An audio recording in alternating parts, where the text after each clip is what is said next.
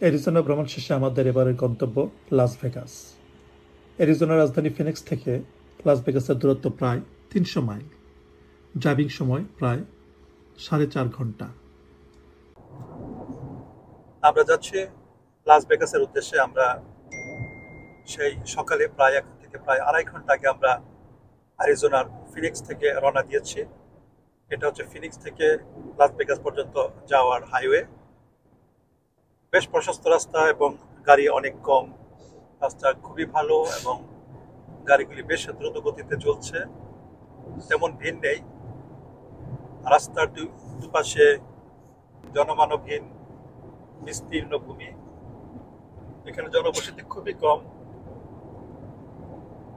পরিবেশ অত্যন্ত রুক্ষ, গাছপালা আছে কিন্তু সেরকম সবুজের সমারোহ নেই। মরুভূমিতে জন্মে এই ধরনের কিছু গাছপালা, লতা গুল্ম এবং অর্কিড জাতীয় গাছ রয়েছে। আমরা যাচ্ছি লাস ভেগাসের দিকে। আমরা আশা করছি আরো ঘন্টাখানেক লাগবে, ১ ঘন্টার উপরে লাগবে, ঘন্টা ২ লাগবে আমাদের লাস ভেগাস পৌঁছাতে। লাস ভেগাস হচ্ছে নেভাদা স্টেটে, আর আমরা সকালে রওনা দিয়েছি ফিনিক্স থেকে। এটি হচ্ছে অ্যারিজোনা রাজ্যে। আমরা এখনো অ্যারিজোনাতে রয়েছি, হয়তো আরো ৮ ঘন্টা থেকে ৪০ মিনিট সময় লাগবে আমরা নেভাদা স্টেটে পৌঁছাবো। আমরা এখনো যাচ্ছি। দুই পাশের ল্যান্ডস্কেপ একটু দেখানোর চেষ্টা করছি। দূরে দেখা যাচ্ছে পাহাড়, পুরো এলাকাটা এরকম। তারপর বিস্তীর্ণ ভূমির মাঝখান দিয়ে এরকম রাস্তা চলে গেছে মাইলের পর মাইল। অনেকক্ষণ পর পর দু একটি শহরের দেখা পাওয়া যায়, লোকালয় আছে অনেকক্ষণ পর পর। আমরা কিছুক্ষণ আগে কিংম্যান শহরটি পার হয়ে এসেছি। আমাদের সামনে হয়তো আরো ৮ ঘন্টা গেলে আমরা পাবো হোবার্ট ড্যাম, এবং হোবার্ট ড্যামের ওই জায়গাটাই হচ্ছে অ্যারিজোনা ও নেভাদার বর্ডার।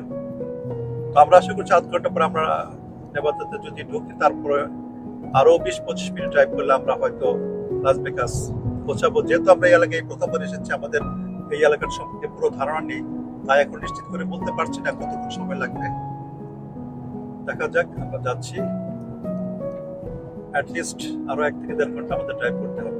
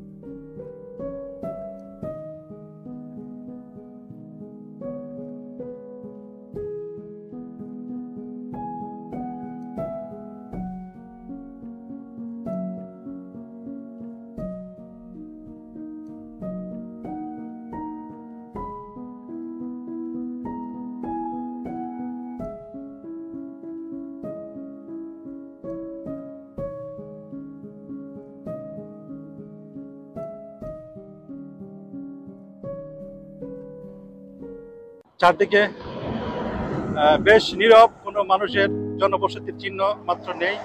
এই জায়গাটাতে বিভিন্ন যানবাহন একটু যাত্রা বিরতি করার জন্য থেমে থাকে। রাস্তার দুপাশে পাহাড়ি অঞ্চল, বেশ শুষ্ক, কিন্তু বেশ কিছু গাছপালা আছে, সবুজ গাছপালা আছে, কিন্তু আশেপাশে কোনো বাড়িঘর নেই। চারদিকে শুধু ধুধু প্রান্তর, অনেক দূরে দূরে পাহাড় দেখা যাচ্ছে। সম্পূর্ণ অন্যরকম একটি দৃশ্যপট।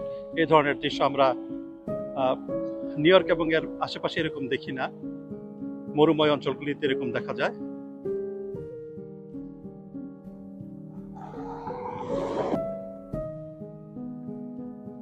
কিছুক্ষণ যাত্রা বিরতি নিয়ে আমরা আবার চলতে শুরু করলাম। চারদিকে ধুধু মরুময় অঞ্চল, গাড়ি চলছে তো চলছেই, পথের যেন শেষ নেই।